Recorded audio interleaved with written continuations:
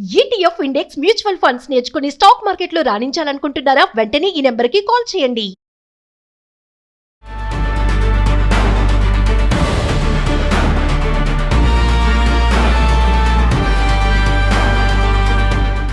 ప్రపంచ ఆర్థిక వ్యవస్థలో చైనా అత్యంత కీలక పాత్ర పోషిస్తోంది. చైనా వస్తు సేవలు చేరని దేశం అంటూ లేదంటే అతిశక్తి కాదేమో. చైనా తన వ్యాపార మార్కెట్ సామ్రాజ్య విస్తరణ కోసం అనేక వస్తు సేవలను చౌకగా ఉత్పత్తి చేస్తూ ప్రపంచ దేశాలలో చాప కింద నీరులా ప్రవహించి ఈరోజు అత్యంత కీలకమైన దేశంగా ఎదిగింది. అంతేకాకుండా చైనాలో గత కొన్ని సంవత్సరాల వరకు కూడా డాలర్ల రిజర్వ్స్ అత్యధికంగా పోగు చేసుకున్న దేశం కూడా. కానీ ఈ మధ్యకాలంలో మారుతున్న అంతర్జాతీయ పరిణామ క్రమంలో అమెరికా చేస్తున్న దాష్టిక నీతికి వ్యతిరేకంగా లేదా ఒక స్ట్రాటజికల్గా డాలర్ల యొక్క సంఖ్యను తగ్గించుకుంటూ బంగారాన్ని పెంచుకుంటున్న పరిస్థితి మనకు కనపడతా ఉంది. డీడాలరైజేషన్ వైపు అంటే అంతర్జాతీయంగా అనేక దేశాలు ఏ వస్తు సేవలను కొనాలన్నా కూడా ఆయా దేశాల స్వదేశీ కరెన్సీ కాకుండా డాలర్ రూపంలోనే కొనుగోలు చేసే పరిస్థితిని అమెరికా తీసుకురావడంతో ప్రతి దేశం తమ విదేశీ మారక నిల్వల్లో డాలర్లకు సింహభాగం ఉంచుకునే విధంగా ప్రయత్నాలు చేస్తుంటాయి. దీనికి చైనా కూడా మొన్నటి వరకు అతీతం కాదు. కానీ వాళ్ళ చైనా యొక్క కరెన్సీ యువాన్ను ముందుకు తీసుకెళ్ళి ప్రపంచ దేశాలలో బలమైన ఆర్థిక శక్తిగా వెలుగొందడం కోసం డీడాలరైజేషన్ వైపు వేగంగా పరిగెడుతోంది. దానికోసం బంగారం నిల్వలను గణనీయంగా పెంచుకుంటూ ఉంది.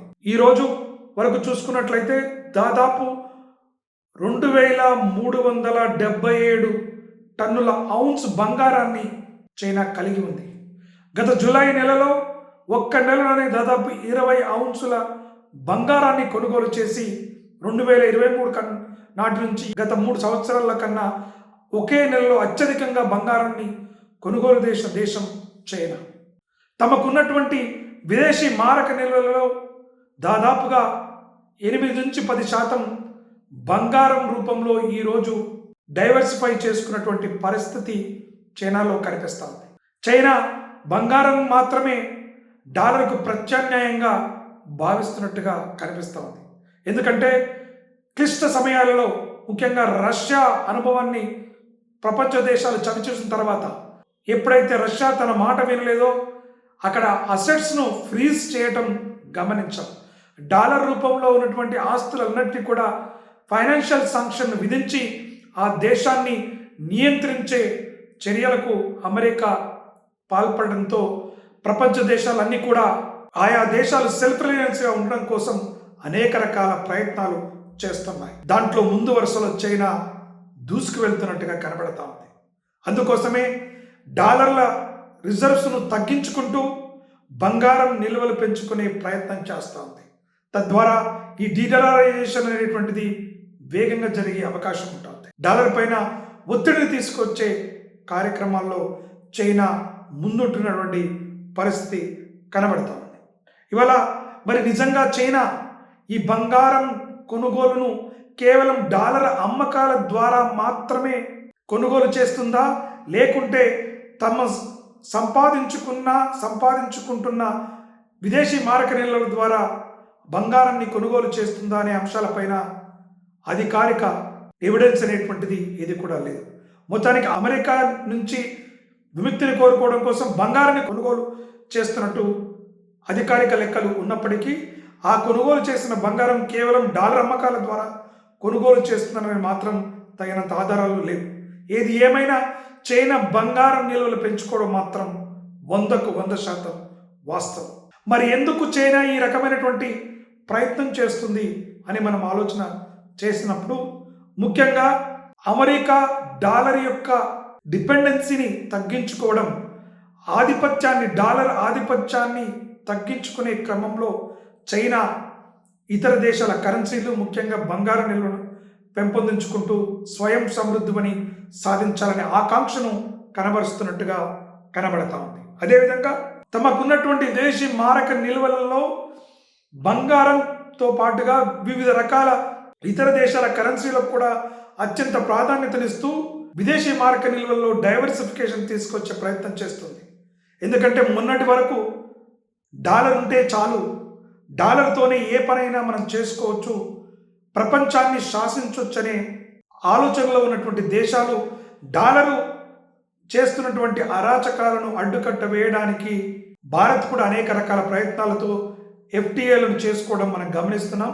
చైనా కూడా దూకుడుగా ఈ విషయంలో వెళ్తున్నటువంటి పరిస్థితి కనబడతా ఉంది. ఈ మధ్యకాలంలో అంతర్జాతీయ జియోపొలిటికల్ టెన్షన్స్ పెరిగిపోయాయి. ఒక దేశం మరొక దేశంపై దాడి చేస్తున్న పరిస్థితులు, దానికి ఆర్థిక ఆంక్షలను పెడుతూ అంతర్జాతీయ వ్యాపారాన్ని శాసిస్తున్నటువంటి తరుణంలో తమ దేశాన్ని కాపాడుకునే విధంగా చైనా బంగారాన్ని ఒక ప్రత్యామ్నాయంగా చూస్తూ విదేశీ మారక నిల్వల్లో ఒక కీలకమైన భాగంగా ఉంచుకునే విధంగా ప్రయత్నాలు చేస్తూ ఉండడం కూడా మనం చూస్తున్నాం.